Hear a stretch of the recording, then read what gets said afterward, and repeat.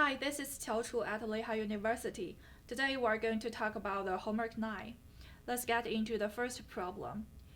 Based on the example 6.4, we already know that for a rectangular channel, the cross-sectional A is equals to B times Y. The B here is the width of the channel and Y is the depth of the flow. And the weighted perimeter P is equals to B plus 2 times Y. This problem asks us to derive the relationship between Y and B to achieve most hydrologically efficient. In other words, it asks us to calculate the maximum flow rate Q for a given area. And because based on the Manning's equation, the flow rate is equals to 1.49 over n times A over P to the power of 2 over 3 times the slope S to the power of 0.5.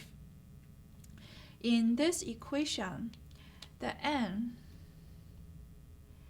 the cross-sectional A, and the slope, these three parameters are all constant.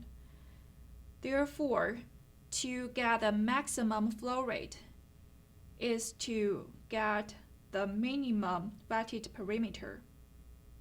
So actually in this problem, we need to calculate the minimum weighted perimeter for a given cross-sectional area A.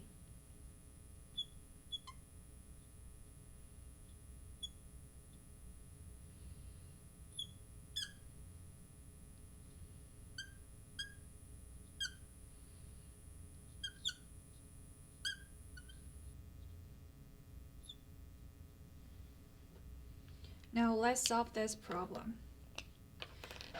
Based on the given information, the area equals to B times Y.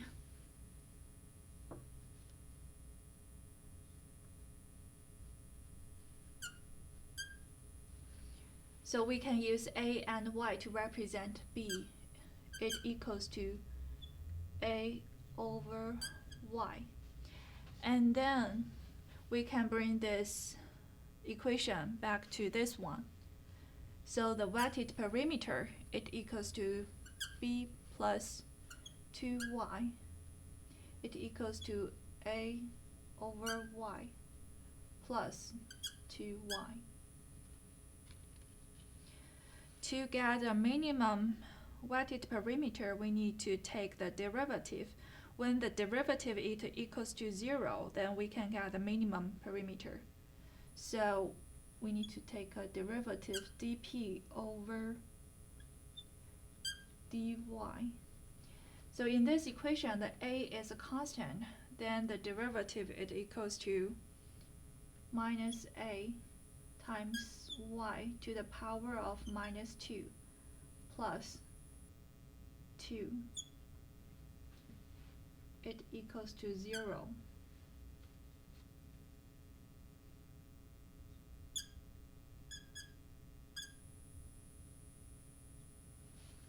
So after we solve this equation, we can get the area. It equals to 2 times y to the power of 2. And because based on the given information, A, it also equals to B times Y. So after we solve this equation, we can get, when the B it equals to 2Y, we can get the minimum weighted perimeter P. So in other words, when P equals to 2Y, we can achieve the most hydrologically efficient.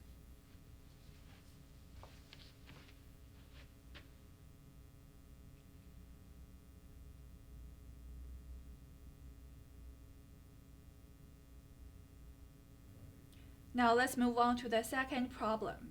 Here is a concrete trapezoidal channel was being used to transport the water with a flow rate equals to 42.5 cubic meter per second.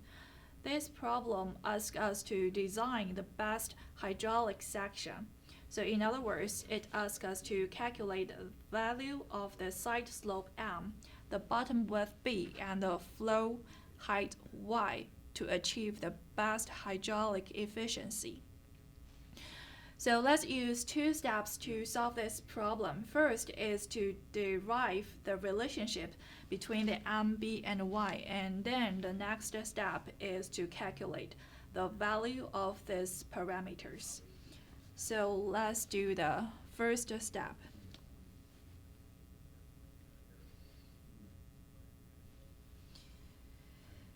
Is to derive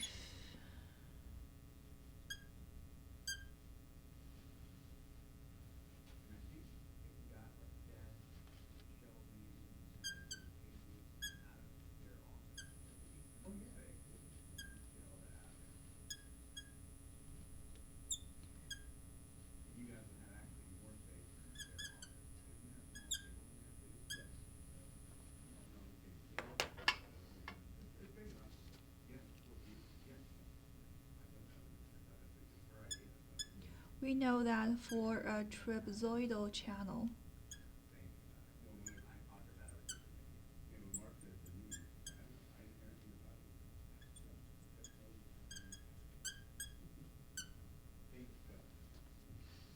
the cross-sectional area A, it equals to by plus my squared.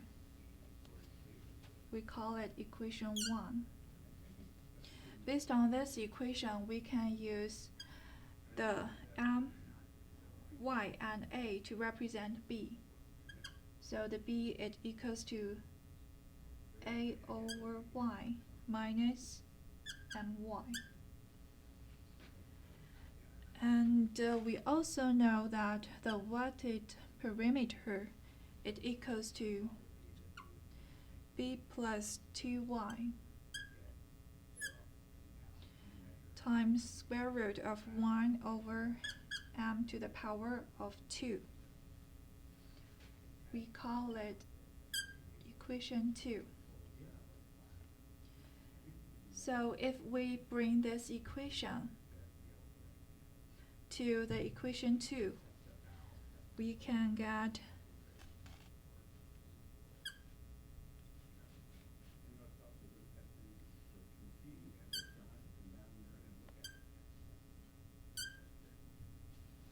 the wetted perimeter P, it equals to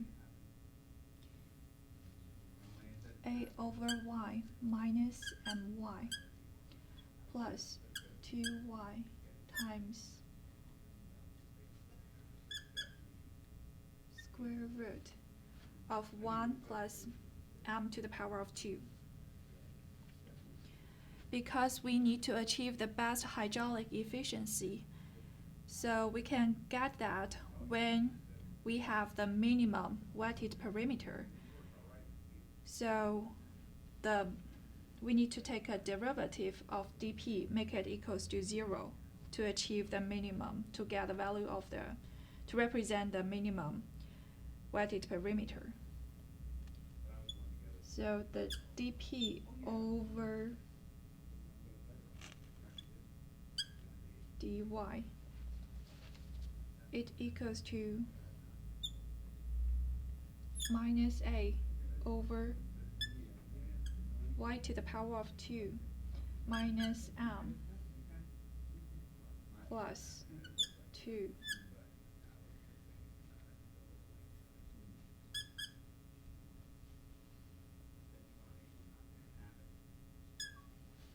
So after we solve this equation, we can get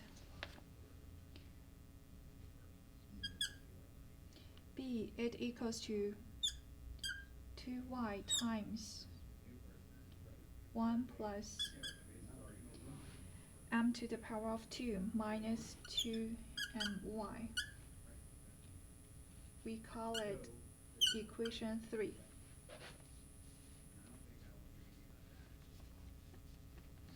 So if we bring this equation 3 back into the equation 2,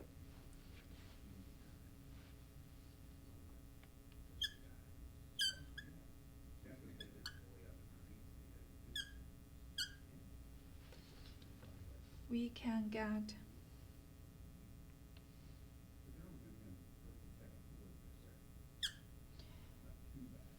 P it equals to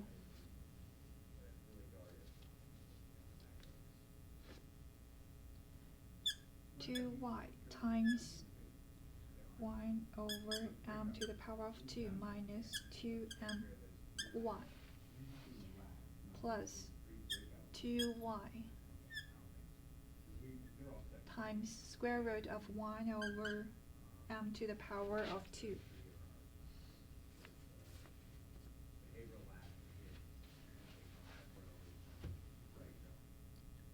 Then we can get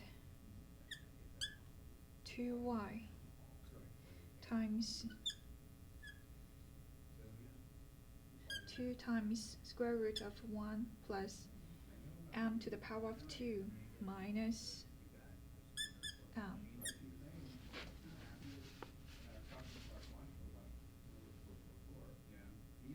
And similarly, to get the minimum weighted perimeter, we need to take a derivative. So the dp over dm, it equals to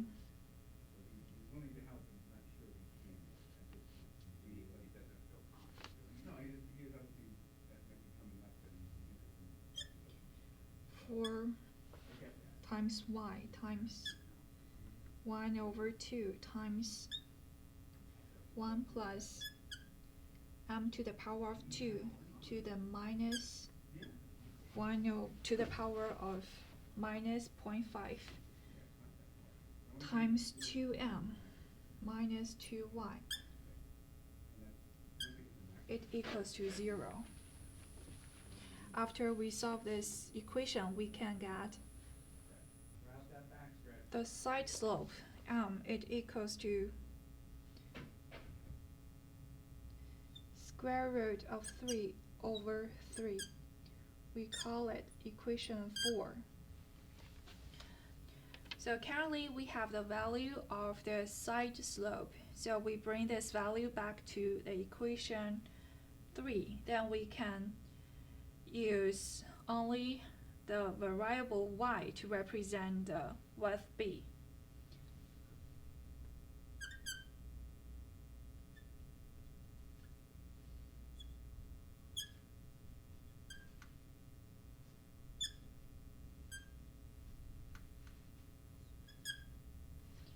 So the b, it equals to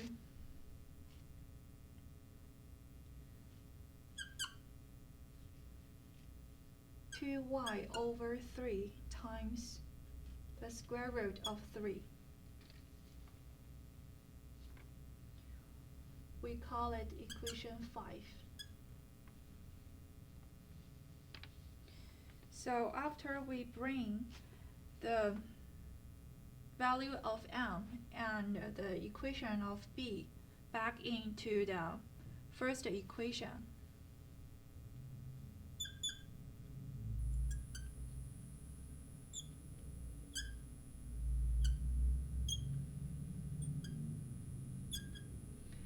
we can get the area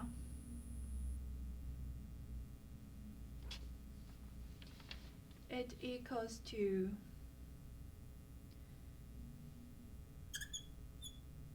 2 over 3 times y to the power of 2 times the square root of 3 plus the square root of 3 over 3 times the y to the power of 2.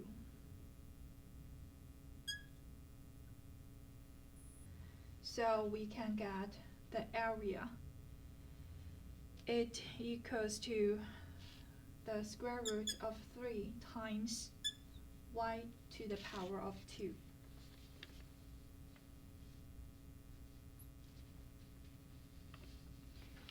And then we can bring the equation 5 and 4 to equation 2 to use y to represent the weighted perimeter. We can get the wetted perimeter, it equals to 2y over 3 times the square root of 3 plus 4y over 3 times the square root of 3. Then we can get the wetted perimeter, it equals to 2y times the square root of 3.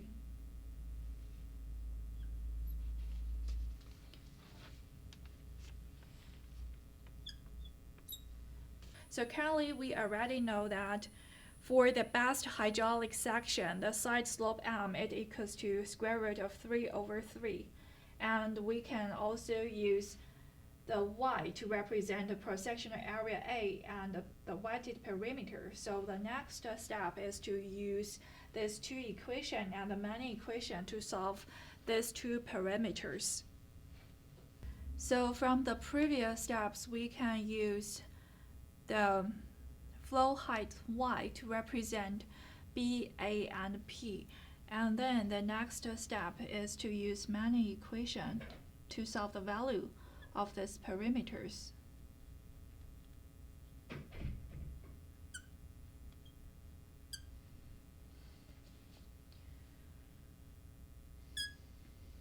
The flow rate times n times s to the power of minus 0.5.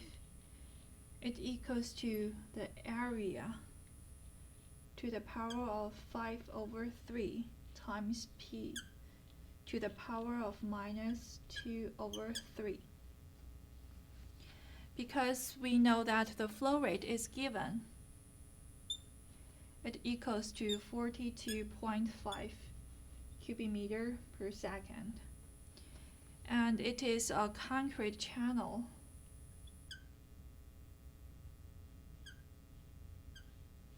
So based on the table 6.2 on the page 203, we can get n, it equals to 0.013. And as slope, it equals to 0.01. It is based on our assumption.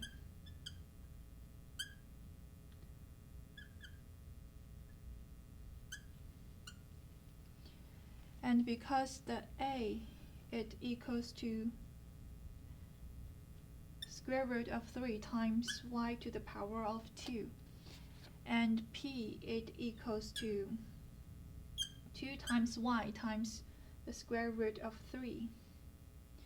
So after we bring this equation or value back into the Manning's equation, then we can get the value of the depth y. It equals to 1.84 meter.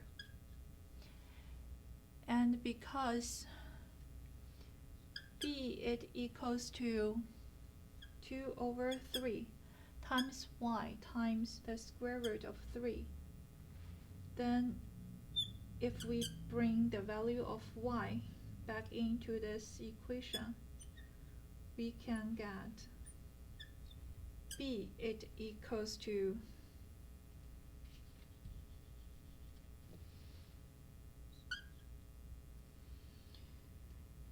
2.12 meter.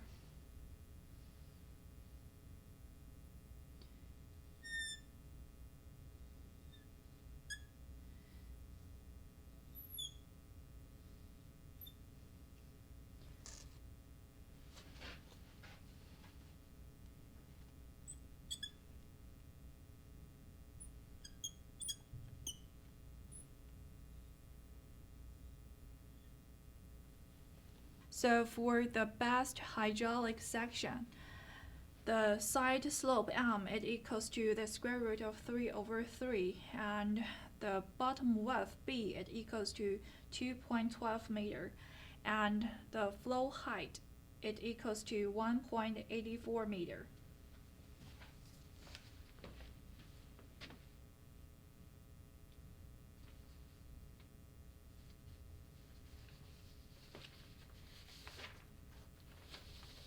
let's move on to the third problem. The third problem, it asks us to determine the flow classification by using two different methods.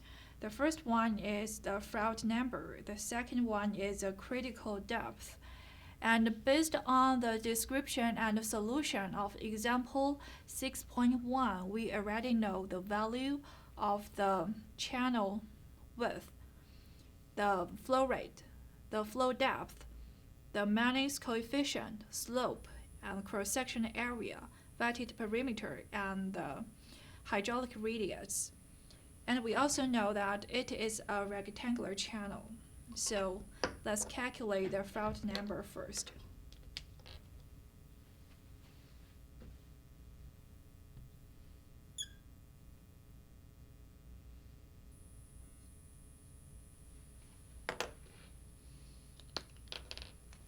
Because we know the value of the flow rate and the area, we can get the value of the flow rate. It equals the value of the velocity. It equals to Q over A.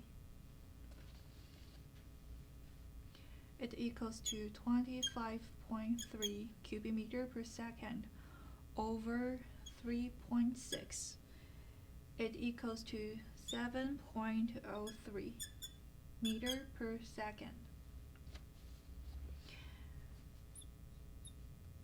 And the Froude number, it equals to the velocity over the square root of g times y.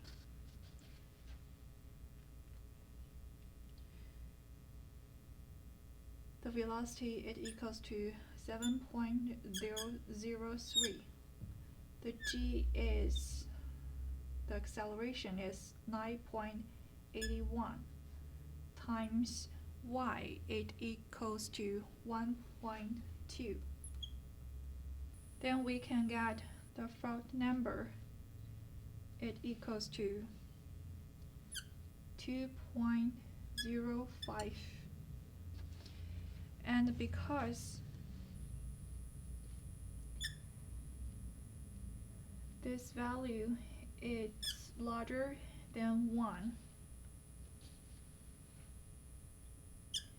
therefore it is a supercritical flow.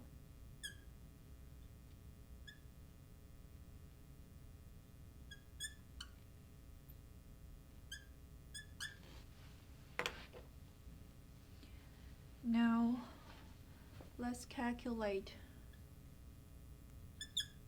the critical depth.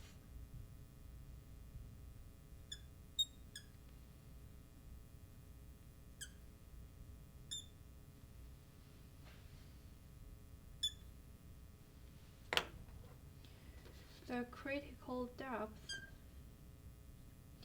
it equals to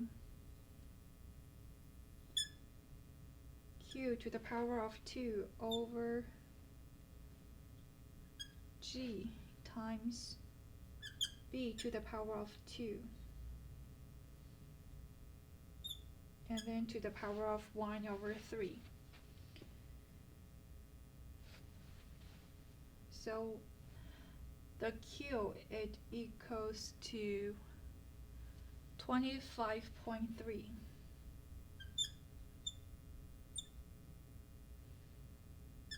to the power of 2 over the G is 9.81 times the B is 3.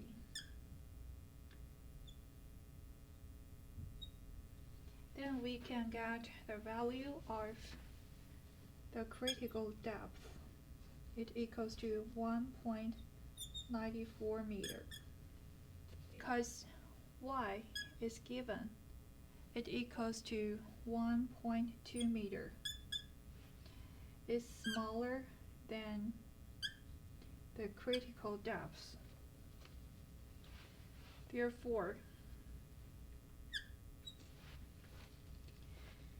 we can know that it is supercritical flow.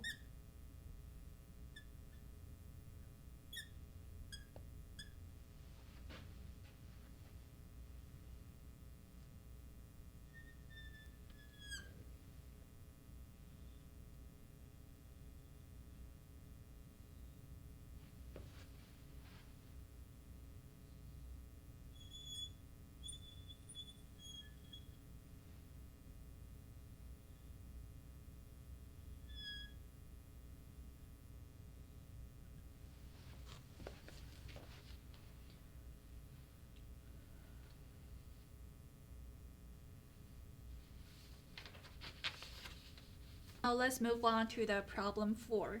In this problem, there is a rectangular channel used to transport the water. We already know the value of the flow rate, the channel width, the height of the flow, and the Manning's coefficient. We need to calculate the specific energy of the channel, and we need to determine the flow is supercritical or subcritical. To do that, we need to calculate the Froude number. And then we also need to calculate the channel slope must be provided to produce a uniform flow at this depth if the Manning's coefficient equals to 0.04 Now let's solve the first problem, the specific energy. To calculate the specific energy, we need to know the value of the flow, the velocity, because we already know the flow rate, the width, and the height. Then we can calculate the velocity equals to Q over A. Because it's a rectangular channel, the cross-section area equals to B times Y. It equals to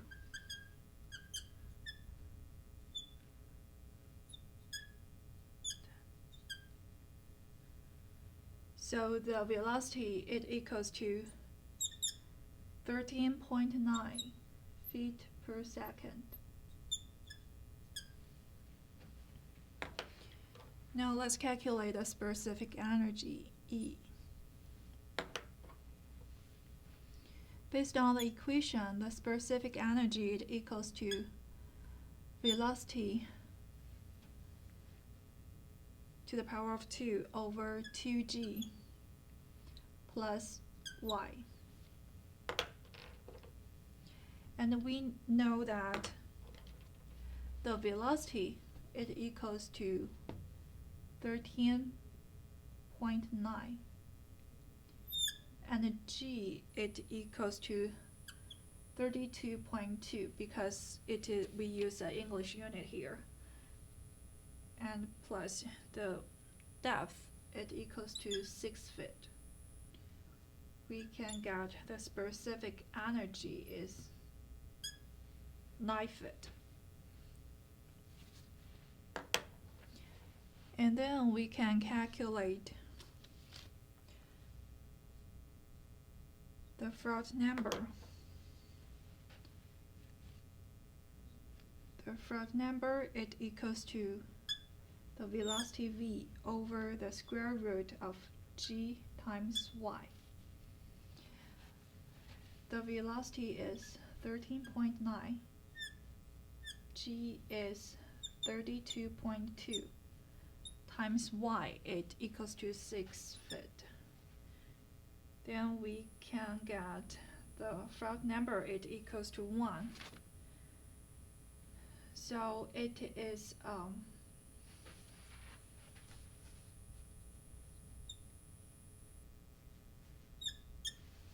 critical flow.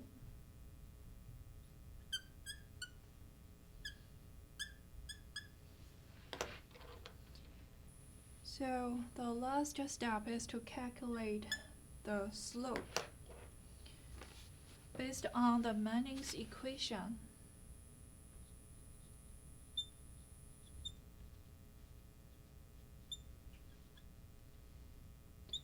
For the English unit, the flow rate Q, it equals to 1.49 over n times a to the power of 5 over 3 times p over minus 2 over 3 times s to the power of 0.5.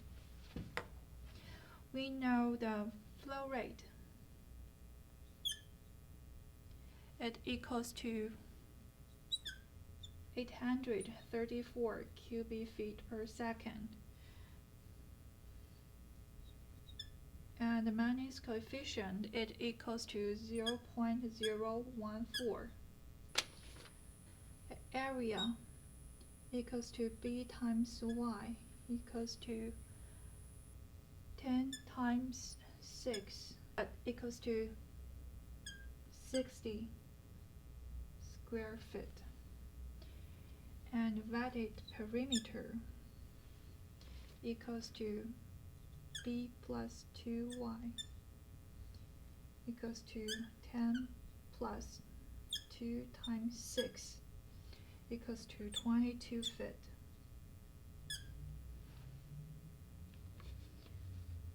So for this equation, we only have one unknown. Then we can get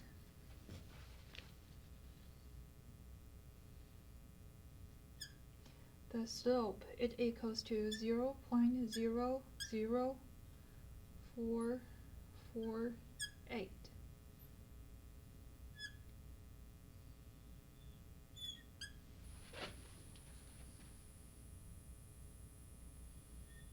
So this is the result for our problem 4.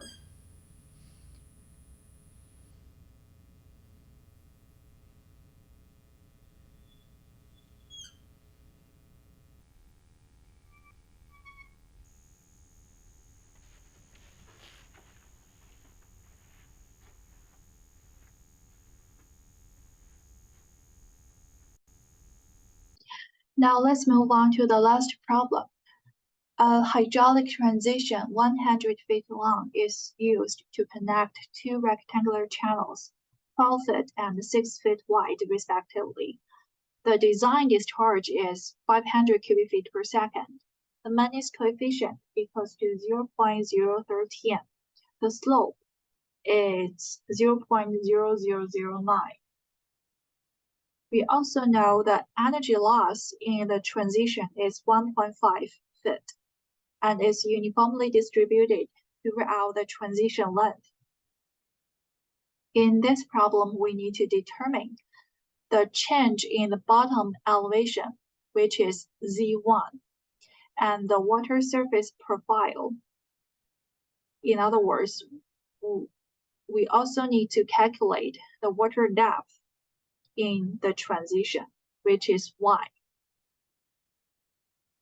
So to solve this problem first, we need to use the Manning's equation at the entrance to calculate Y1. In this equation, we know the flow rate, the Manning's coefficient, and the slope. Because it is a rectangular channels, we can calculate the cross-section area by using Y1 times B1, and the valued perimeter equals to B1 plus 2Y1.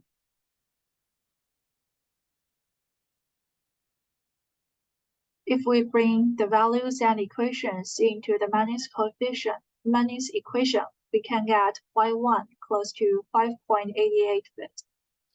Because we know the flow rate and the cross-section area, we can calculate the velocity V1. It equals to 7.09 feet per second.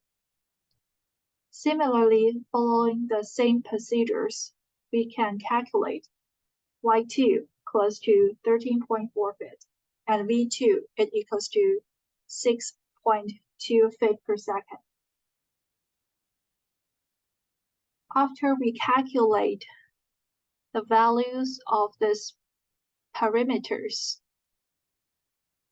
the next step we need to calculate the Z1 by applying the energy equation.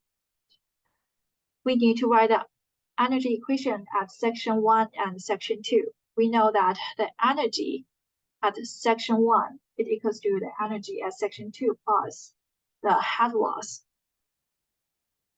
After we use the elevation, water depth, and velocity head to represent the energy, we can get this equation.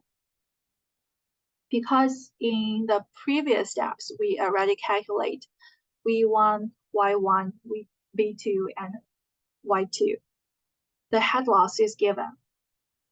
And we can assume that the elevation at section 2 is close to 0, is at the bottom. Therefore, we can calculate the value of Z1. It equals to 8.84 feet. Because we know the length of the transition is 100 feet. Then we want to evenly divide the length into 4 parts.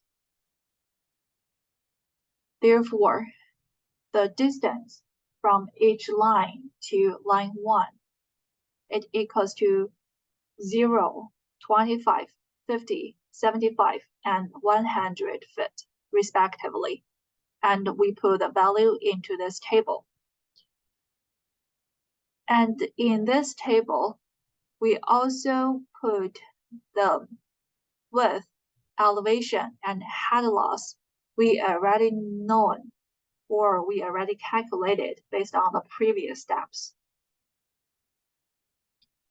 So the next step is to fill out this table.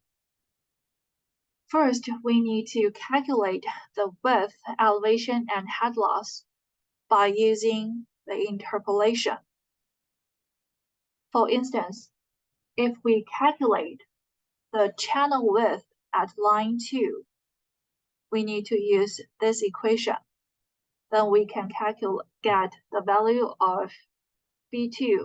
It equals to 10.5. So following the same procedure, we can calculate the Z2 and the head loss at line 2. After we calculate these 3 parameters, we need to calculate the energy at each line. For the energy at line 1 and 5, because we already know the velocity at these 2 sections, then we can bring the value, elevation, and the water depth, and the velocity into the energy equation. Then we can calculate the energy at line 1 and 5. And for the remaining sections, because we do not know the velocity, so we cannot use this equation. But we know the energy at section 1. We can use the energy at section 1 minus the corresponding head loss to calculate the energy at line 2, 3, and 4. So the value is shown in yellow. After we get the energy at each section, next we need to calculate the specific energy. And based on this equation, we know that the specific energy is equals to the energy minus the elevation. So we can use the value in this column minus the elevation, the value in this column, to get the value of the specific energy, which is shown in purple. So the last step is to calculate the flow depth. Based on the specific energy equation, it equals to the water depth plus the velocity head.